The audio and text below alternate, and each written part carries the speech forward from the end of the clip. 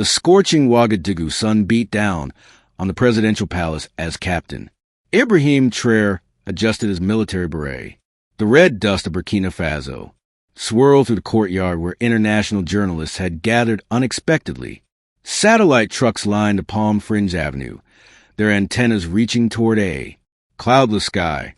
The sound of traditional drums mixed with the hum of television equipment as crews prepared for what they believed would be a routine press conference.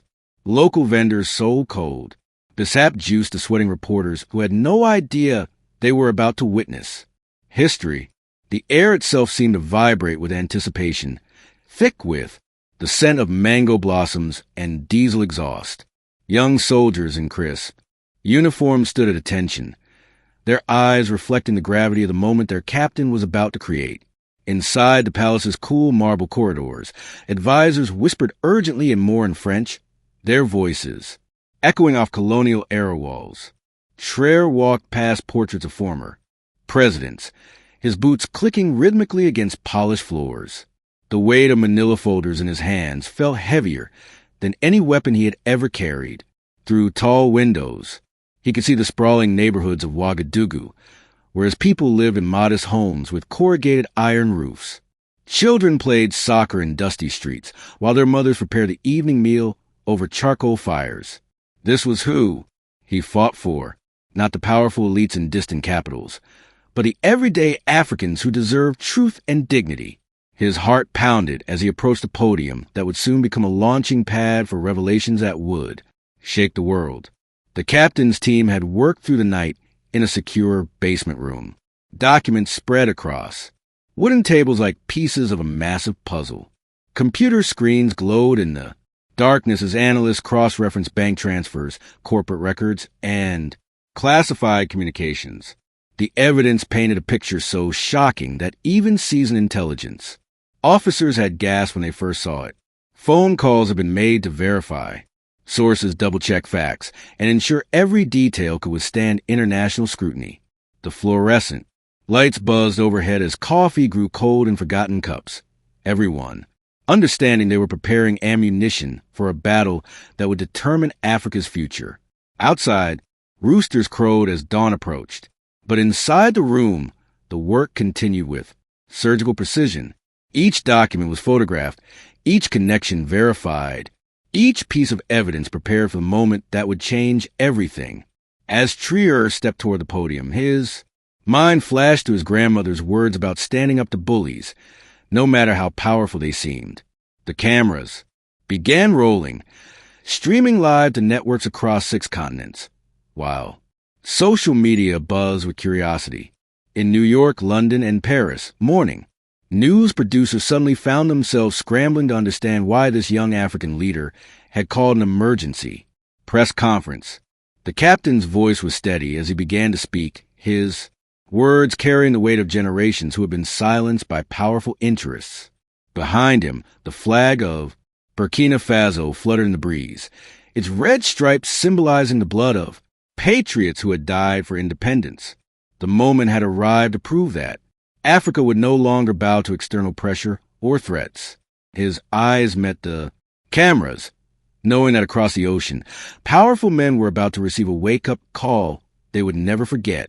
The first revelation hit like lightning across the international media landscape as Traoré held up bank statements, showing suspicious transactions. His voice remained calm and measured, but each word was carefully chosen to maximize impact on his global audience. The documents revealed a web of financial connections linking American political figures to exploitative mining contracts across West Africa. Television screens worldwide displayed the evidence as translators worked frantically to keep up with the captain's methodical presentation. In Washington, political staffers began frantically calling their bosses as social media exploded with hashtags demanding accountability. The young leader's military training showed in his precise delivery, treating each piece of evidence like tactical intelligence that must be communicated clearly to achieve maximum effect. This was not just a press conference. It was a surgical strike against decades of neo-colonial manipulation disguised as diplomacy and investment. Traoré's team had strategically timed The release for maximum global coverage, understanding that truth travels fastest when it has the world's attention. The captain detailed how certain American officials had privately pressured African governments to accept unfavorable mining deals while publicly promoting democracy and human rights. Phone recordings were played through the palace's sound system, voices speaking in English about keeping those African presidents in line and making sure they understand who's really in charge. The assembled journalists sat in stunned silence as they realized they were witnessing one of the most significant diplomatic bombshells in recent history. Cameramen zoomed in on the captain's face, capturing the quiet determination of a man who knew he was crossing a line from which there could be no return.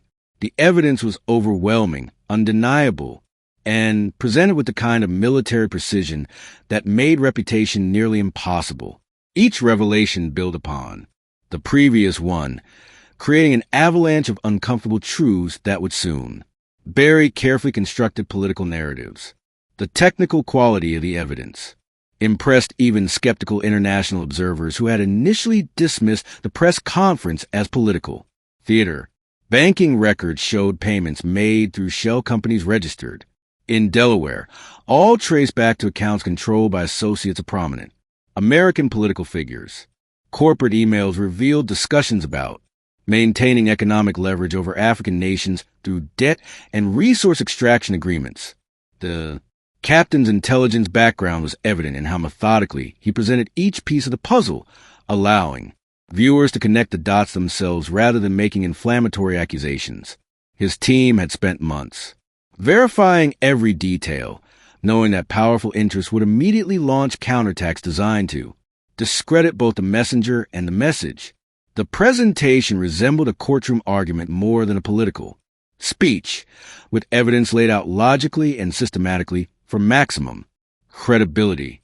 As the captain spoke, his words were simultaneously translated into Arabic, Swahili, and Portuguese, ensuring that Africans across the continent could understand the full implications of these revelations. The global implications became clear as Traoré explained how these financial arrangements had undermined African sovereignty for decades while enriching a small circle of political and business elites. His voice carried the frustration of an entire continent as he described how foreign interference had prevented African nations from fully controlling their own natural resources. The captain's military bearing never wavered, but observers could detect the deep emotion behind his controlled presentation of facts that revealed systematic exploitation disguised as partnership and aid. Television producers in major capitals realized they were witnessing a potential turning point in international relations as this young African leader challenged the fundamental assumptions underlying decades of Western policy toward the continent. The evidence suggested that what had been presented as a legitimate business dealings and diplomatic engagement was actually a sophisticated system designed to maintain economic dependence and political submission. Social media platforms struggled to keep up with the viral spread of video clips and document images as millions of viewers shared and commented on revelations that challenged everything they thought they knew about international politics and economic relationships. 3,000 MOA in Mara, Lego, Donald Trump was having his morning Diet Coke when his phone began buzzing with urgent calls from advisors. The golden walls of his private dining room seemed to close in as he watched the live stream of the African captain's press conference on multiple screens. His face turned red as he recognized his own voice on the recorded phone, calls being broadcast to millions of viewers worldwide. Staff members watched nervously as the former president's hands began shaking with rage, his carefully maintained public image crumbling in real time. The sound of his own words describing African leaders as easily controllable and grateful for whatever we give them echoed through the ornate room. His morning routine of reading favorable news coverage and social media praise had been shattered by this unexpected assault from a continent he had rarely considered important. The contrast between his gilded surroundings and the dusty simplicity of the Ouagadougou palace seemed to highlight the fundamental disconnect between his worldview and the reality now being exposed on international television. Trump's initial reaction was pure fury as he threw his phone across the room, the device clattering against marble floors imported from Italy. His security detail exchanged worried glances as their principal began pacing frantically, his usual composed demeanor replaced by the raw anger of a man whose secrets had been exposed. The former president's mind raced through potential responses, legal implications, and damage control strategies. While his blood pressure spiked dangerously, he began shouting at television screens, showing his financial records, and demanding that someone turn off this African nobody who had dared to challenge American authority. His legal team was already preparing for what they knew would be an avalanche of investigations and media inquiries about the documents being displayed in Burkina Faso. The irony was not lost on observers that a man who had spent years attacking the media as fake news was now watching his own words and actions being broadcast as undeniable truth. His Twitter fingers began twitching as he contemplated how to fight back against an opponent he had never imagined would pose a threat to his carefully constructed narrative of American superiority and business acumen. The former president's rage intensified as he realized the scope of the evidence being presented against him and his associates in real time. His usual tactics of denial and deflection seemed inadequate against the methodical presentation of bank records, phone recordings, and email communications. Trump began calling lawyers, publicists, and political allies, his voice becoming increasingly shrill as he demanded immediate action to stop the broadcast.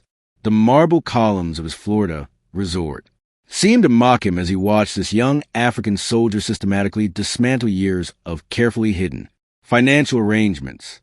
His hands trembled as he reached for another Diet Coke, the fizzing sound providing a stark contrast to the serious voices coming from his television screens.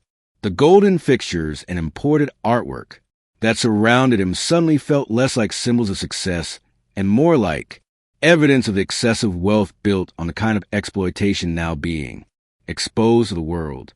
His staff had never seen him this angry, not even during his most challenging political battles, because this time the evidence was beyond dispute and the messenger was beyond his reach. Social media platforms crashed under the weight of global engagement as Traoré exposure and Trump crimes trended simultaneously across multiple continents. The video clips spread faster than platform algorithms could track, with millions of users sharing screenshots of the banking documents and audio clips of the recorded conversations. News networks from BBC to Al Jazeera interrupted regular programming to provide live coverage of what commentators were already calling a watershed moment in international relations. African social media users celebrated seeing one of their own stand up to American power, while American users debated the implications of the revelations for their own democracy. The contrast between Traoré's measured presentation and Trump's increasingly erratic social media responses created a compelling narrative that captured global attention.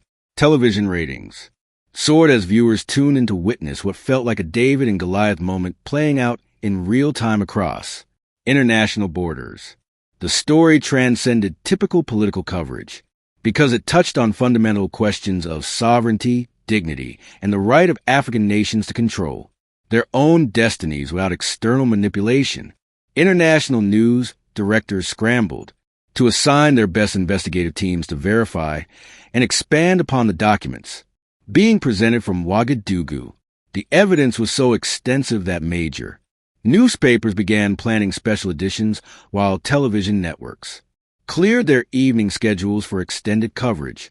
Social media influencers and political commentators found themselves struggling to keep up with the rapid pace of revelations as each new piece of evidence seemed more damaging than the last.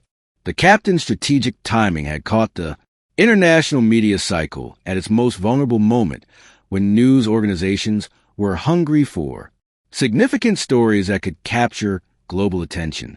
African media outlets, often overshadowed by their Western counterparts, suddenly found themselves at the center of the biggest international story of the year. The global conversation shifted from typical political talking points to fundamental questions about economic justice, colonial legacies, and the future of Africa's relationship with powerful Western nations. Even entertainment celebrities began weighing in on social media, recognizing that the story transcended traditional political boundaries and touched on universal themes of justice and accountability. The viral nature of the story was amplified by the visual power of the contrast between the two leaders and their respective environments. Video clips showing Traoré's disciplined military bearing in his modest palace setting were juxtaposed with leaked footage of Trump's gold-plated lifestyle and angry phone calls to advisors. The narrative wrote itself. A young African soldier speaking truth to power versus an aging American billionaire whose wealth had been built on the kind of exploitation now being exposed. Memes and commentary flooded social platforms as users around the world engaged with a story that felt like a real-time lesson in international power dynamics. The speed of information sharing meant that within hours, people in villages across Africa were watching the same footage being discussed in corporate boardrooms in New York and London. This was no longer just a political story. It had become a cultural moment that would be remembered as a day when Africa refused to remain silent in the face of documented exploitation and demanded accountability from those who had grown comfortable with their ability to manipulate the continent's resources and leaders. Within hours of Traoré's broadcasts, African leaders from across the continent began issuing statements of support that surprised international observers with their unity and clarity. The president of Ghana called an emergency press conference to praise the captain's courage and announce a comprehensive review of all foreign mining contracts. Kenya's parliament passed a resolution demanding full disclosure of all international financial arrangements affecting African natural resources. The African Union chairperson issued a statement calling for a continental summit to address the revelations and their implications for Africa's economic sovereignty.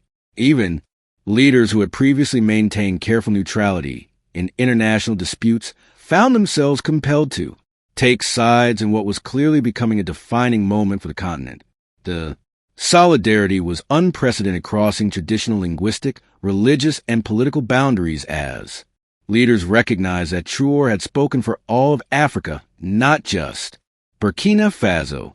Social media showed crowds gathering in capital cities from Lagos to Nairobi, with citizens demanding that their own governments follow the captain's example by investigating and exposing any similar arrangements with foreign powers. The response from African civil society was equally powerful, with student organizations, labor unions, and traditional leaders organizing demonstrations of support for Traoré's revelations. University campuses across the continent erupted in celebrations as young people recognized that someone from their generation had successfully challenged the global power structures that had constrained African development for decades.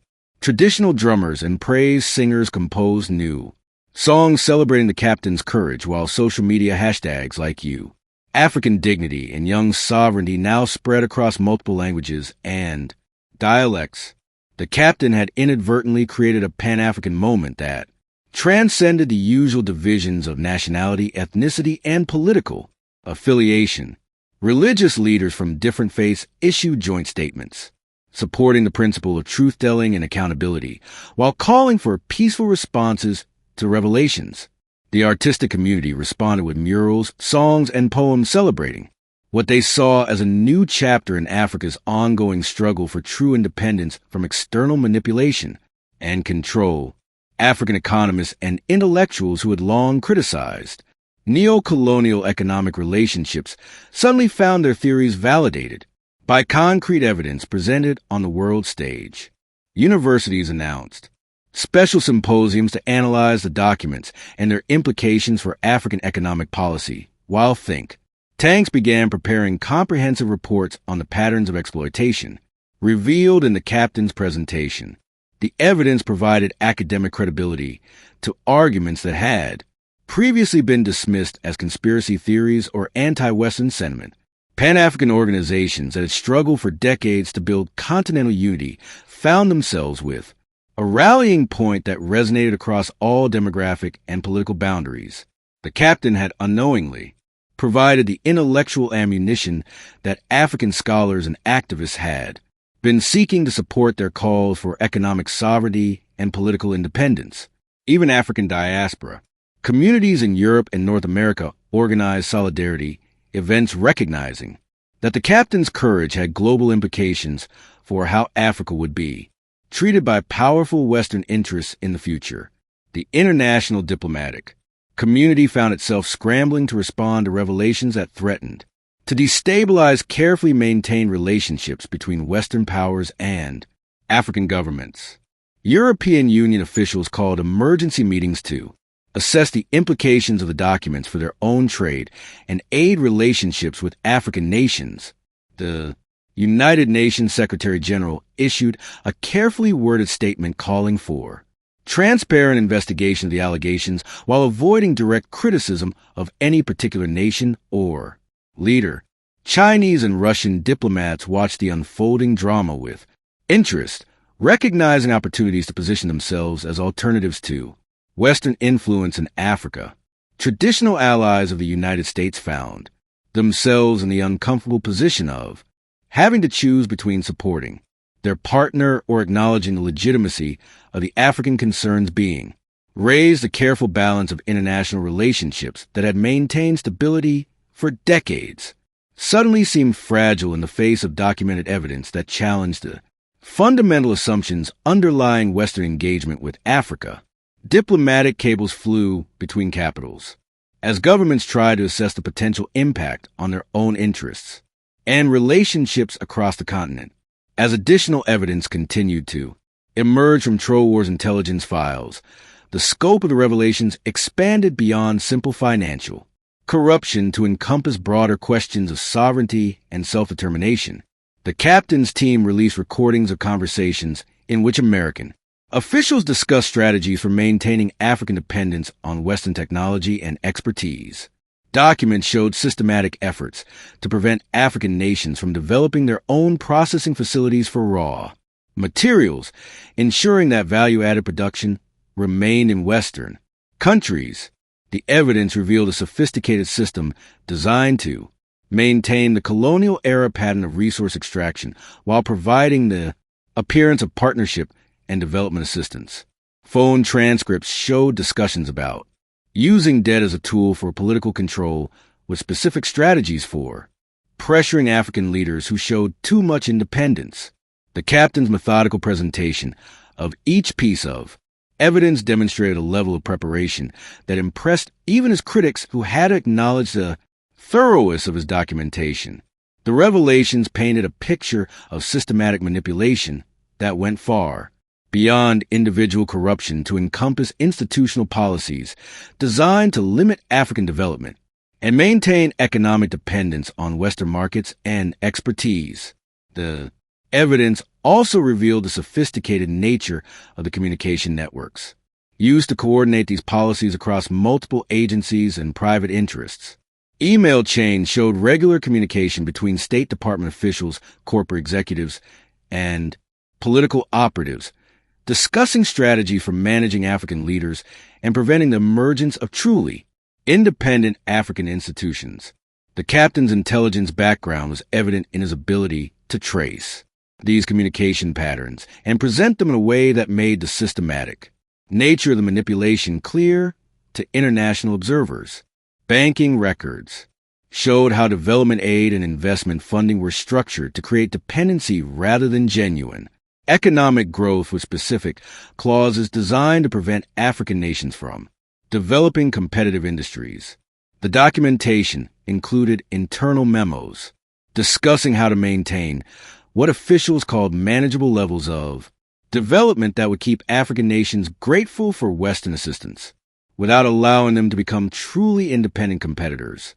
The captain's presentation transformed abstract discussions of neo-colonialism into concrete evidence that could be verified and investigated by international institutions and media organizations. The psychological impact of the revelations extended beyond their immediate political implications to challenge fundamental assumptions about international relationships and African capabilities. The captain had demonstrated that African intelligence services could successfully investigate and expose the activities of more powerful nations, overturning stereotypes about African institutional capacity. His presentation showed a level of technical sophistication and strategic planning that surprised observers who had underestimated African intelligence capabilities. The evidence revealed not just American manipulation, but also the existence of African institutions capable of detecting, documenting, and exposing such activities on a global stage. The captain's success in gathering and presenting this evidence challenged racist assumptions about African competence while simultaneously exposing paternalistic attitudes revealed in the recorded conversations. The global audience was forced to confront the contradiction between public statements about African partnership and private conversations that revealed condescending and manipulative attitudes toward African leaders and institutions. The captain had not just exposed financial crimes, but had also demonstrated African agency and capability in ways that would permanently change international perceptions of the continent's potential for independence and self-determination. The aftermath of Traoré revelations created a new paradigm in international relations, as traditional power structures faced unprecedented challenges from unexpected sources. African nations began demanding renegotiation of existing agreements, while threatening to expose their own documentation of exploitive relationships with Western partners. The captain had inadvertently created a template for resistance that other Global South leaders began to study and potentially replicate in their own contexts. International law experts began discussing the legal implications of the documented interference in African sovereignty, while human rights organizations call for investigations into the impact of these policies on African development and democracy. The evidence presented by the captain provided concrete support for reparations arguments that had previously relied on historical documentation rather than contemporary proof of ongoing exploitation. Financial markets began reassessing stability of resource extraction operations across Africa as investors realized that the political arrangements supporting these enterprises were more fragile than previously understood. The captain's courage had created ripple effects that extended far beyond the immediate political controversy to encompass fundamental questions about justice, sovereignty, and the future of international economic relationships.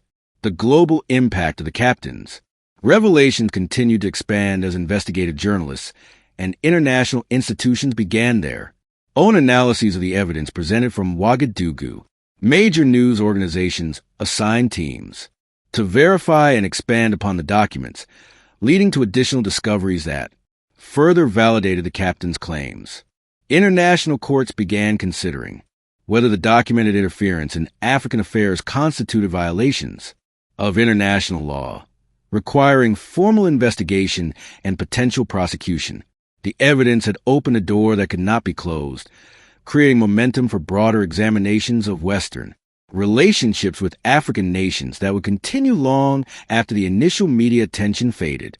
Academic institutions announced research projects to study the systematic nature of the exploitation revealed in the captain's documentation, while policy institutes began preparing recommendations for new approaches to international development and trade relationships. The captain had not just exposed individual crimes, but had catalyzed a global conversation about power, justice, and the future of Africa's relationship with the rest of the world that would influence policy discussions for years to come. Captain Traoré's fearless exposure of documented exploitation marks a turning point for African sovereignty and global accountability. His courage proves that truth transcends power when backed by evidence and conviction.